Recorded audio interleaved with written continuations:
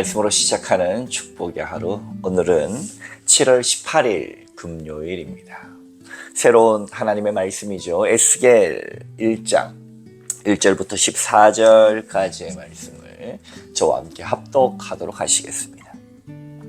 30째 해 넷째 달 초다새에 내가 그발 강가 사로잡힌 자 중에 있을 때에 하늘이 열리며 하나님의 모습이 내게 보이니 요 야긴 왕이 사로잡힌 지 5년 그달 초 닷새라. 갈대아 땅 그발 강가에 있어 여호와의 말씀이 부시 아들 제사장 나 에스겔에게 특별히 임하고 여호와의 권능이 내 위에 있으리라. 내가 보니 북쪽에서부터 폭풍과 큰 구름으로 오는데 그 속에서 불이 번쩍번쩍하여 빛이 그 사방에 비치며 그 불 가운데 단쇠 같은 것이 나타나 보이고 그 속에서 네 생물의 형상이 나타나는데 그들의 모양이 이러하니 그들에게 사람의 형상이 있더라.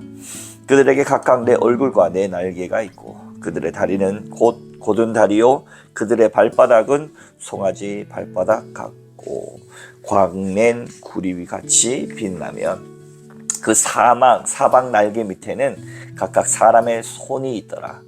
그 네 생물의 얼굴과 날개가 이러하니 날개는 다 서로 연하였으며 갈대는 돌이키지 아니하고 일제히 앞으로 곧게 행하며 그 얼굴들의 모양은 넷의 앞은 사람의 얼굴이요 넷의 오른쪽은 사자의 얼굴이요 넷의 왼쪽은 소의 얼굴이요 넷의 뒤는 독수리의 얼굴이니 그 얼굴은 그러하여 그 날개는 들어 폈어 각기 둘씩 서로 연하였고 또 둘은 몸을 가렸으며 영이 어느 쪽으로 가면 그 생물들도 그대로 가되 돌이키지 아니하고 일제히 앞으로 곧게 행하며 또 생물들의 모양은 타는 숯불과 햇불 모양 같은데 그 불이 그 생물 사이에서 오르락 내리락 하며 그 불은 광채가 있고 그 가운데에는 번개가 나며 그 생물들은 번개 모양같이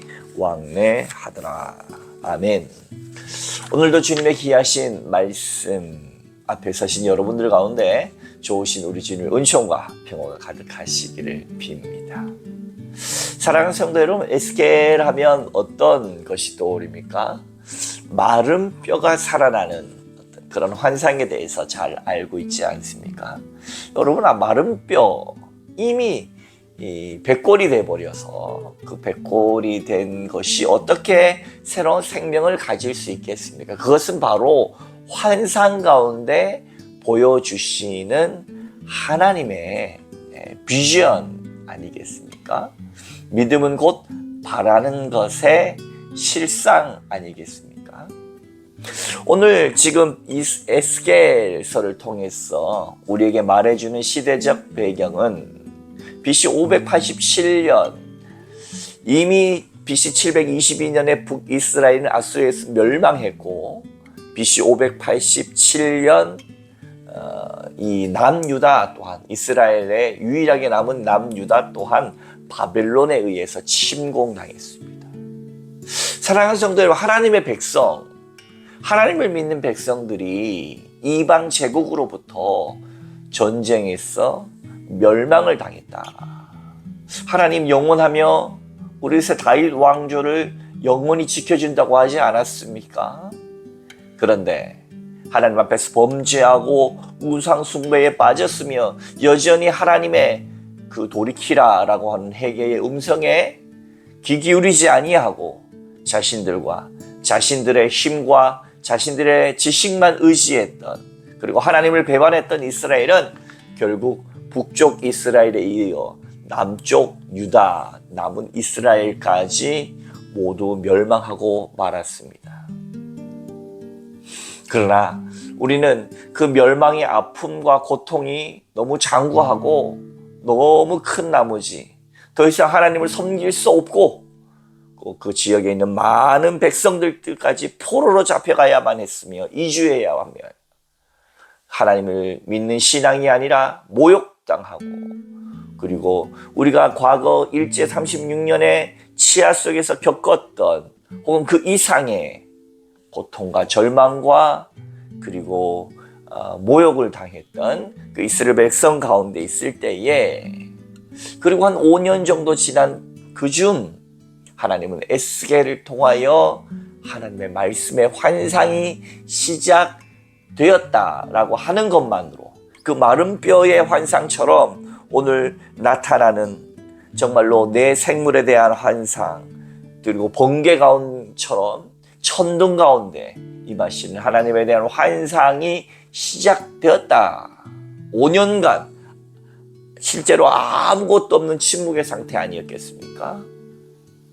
하나님의 백성이 멸망했다라고 하는 그 상황 속에서 5년간의 침묵 이후에 처음 나타난 하나님의 환상, 이것은 바로 그 자체만으로도 소망이었고 응답이었을 것입니다. 에스겔은 이렇게 바빌론 2차 침공 때 포로로가 된 사람 중에 한 명이고 제사장의 자녀였고, 이제 놀랍게도 하나님의 영광이 바빌론에 있는 에스겔에게 5년째 되던 해에 나타났다라고 하는 사실, 그것을 통해서 우리가 알 수 있지만 4절 말씀 한번 볼까요? 내가 보니 북쪽에서부터 폭풍과 큰 구름이 오는데 그 속에서 불이 번쩍번쩍하여 빛이 그 사방에 비치며 그 불 가운데 단새 같은 것이 나타나 보이고 라고 했습니다. 과거 출애굽에도 마찬가지지만 하나님은 산에 임하시기도 하셨고, 또 임하시는 모습이 가득한 안개 가운데 번개와 폭풍 가운데 임하는 것으로 우리에게 나타나 있습니다. 이것은 바로 하나님의 현존, 임재를 뜻하는 것입니다. 하나님께서 나타나셨다는 거예요. 사랑하는 성도 여러분, 우리의 삶이 절망적이고 어렵습니까? 때로는 도무지 정말로 내 힘으로 나갈 수 없는 늪에 빠진 것 같습니까? 이렇게 하나님의 나타나심만으로도 얼마나 큰 은혜가 됩니까? 바벨론 포로로 잡혀간 에스겔과 그 수많은 사람들, 이스라엘 백성들은 5년간 아무런 응답도 나타남도 하나님의 그 나타나심을 경험하지 못했습니다. 그러나 드디어 오늘 하나님께서 이 폭풍과 번쩍번쩍하는 그 빛이 사방 가운데 비치면서 나타났다라고 하는 그 사실만으로도 얼마나 큰 은혜입니까? 저는 저와 여러분이 천둥 같은 기도로 하나님 앞에 나아갈 때, 정말 우리가 간절한 모습으로 하나님 앞에 나아갈 때 반드시 하나님께서 때가 되면 우리에게 이렇게 나타나게 될 줄로 믿습니다. 뿐만 아니지요, 하나님께서는 우리와 함께 하시는 그 하나님께서 어떤 하나님입니까? 5절 말씀, 그 속에서 내 생물의 형상이 나타나는데 그들의 모양이 이러하니 그들에게 사람의 형상이 있더라 했습니다. 사방에서 내 생물이 형상이 나타났다. 사람의 모양 같고, 때론 뒤에 나오지만 독수리 같고, 또 한쪽 뼈는 사자 같고, 귀한 모습, 하나님의 그 신비로운 모습은 우리가 사실 한마디로 딱 말하기 어렵기 때문에 글로 표현하다 보니 이렇게 신비롭게 나타나지만, 하나님이 사방 가운데 나타났다는 뜻은 뭡니까? 하나님은 온 땅을 다스리시는 하나님이심을, 주님을 믿지 못하고 주님을 온전히 따르지 못한 채 배반하고 배신하면서 우상 숭배에 오히려 빠졌던 이스라엘 백성에게 하나님이 누구신가를 제대로 보여주고 있는 모습입니다.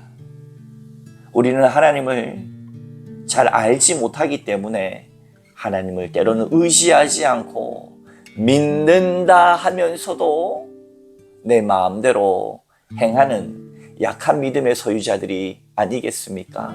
그리고 하나님께서 나타나셨을 뿐만 아니라 온 땅, 이 내 생물을 통하여 사방을 다스리시는 하나님의 위엄과 존귀가 나타나는 장면입니다. 하나님은 뿐만 아니라 어떤 하나님이십니까? 11절 이하의 말씀, 그 얼굴은 그러하며 그 날개는 들어 펴서 각기 둘씩 서로 연하였고 또 둘은 몸을 가렸습니다. 영이 어떤 곳으로 가면 그 생물도 그대로 가되 돌이키지 아니하고 일제히 앞으로 곧게 행하며 또 생물들의 모양은 타는 숯불과 햇불 모양 같은데 그 불이 그 생물 사이에서 오르락 내리락 하며 그 불은 광채가 있고 그 가운데는 번개가 나며 이 모습은 뭡니까? 오르락 내리락 하며 정말로 우리 가운데 어디에서나 임재하시는 하나님. 천사들 그 언약궤 위에 씌은 자 그 가운데에서 하나님이 임재하십니다. 바로 그 언약궤 뚜껑에 하나님의 예수님의 보혈의 피, 곧 양의 피가 적셔질 때입니다. 사랑하는 성도 여러분, 우리가 예수 그리스도를 의지할 때 그럼에도 불구하고 우리가 어떠한 상황 속에 있다 할지라도 때로는 내가 새벽 날개치며 저 바다 끝에 거한다 할지라도 주님은 예수 그리스도를 주님으로 영접한 우리 비록 믿음이 연약하여 하나님을 배반하고 배신하더라도 다시 주님을 찾는 자에게 하나님은 임하신다라고 하는 사실을 여러분 잊지 마시기 바랍니다. 그런 유명한 예화가 있지 않습니까? 하나님과 동행할 때 모래사장에 두 사람의 발자국이 남아 있습니다. 근데 어느 순간인가 내 인생이 가장 힘들고 고통스러운 그때 돌이켜보니 모래밭 위에 누구의 발자국이 있습니까? 내 발자국밖에 없다. 하나님 어디 계십니까?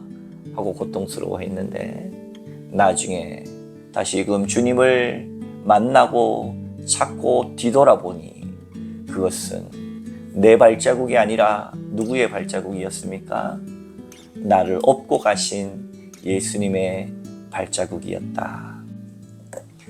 이야기처럼 결국 주님이 우리와 함께 하십니다. 어떤 순간 속에서도 내 마음이 정말로 하나님 앞에 있고 온 세상을 다스리신 그 하나님이 나에게 나타났고 임하신다라고 하는 그 사실 자체만으로 우리에게 참 소망이다 라고 하는 사실처럼 사랑하는 성도 여러분, 오늘도 여러분 가운데 주님의 임재와 나타나심과 우리와 함께 하심이 가득한 하루 되시기를 주님의 이름으로 축원합니다.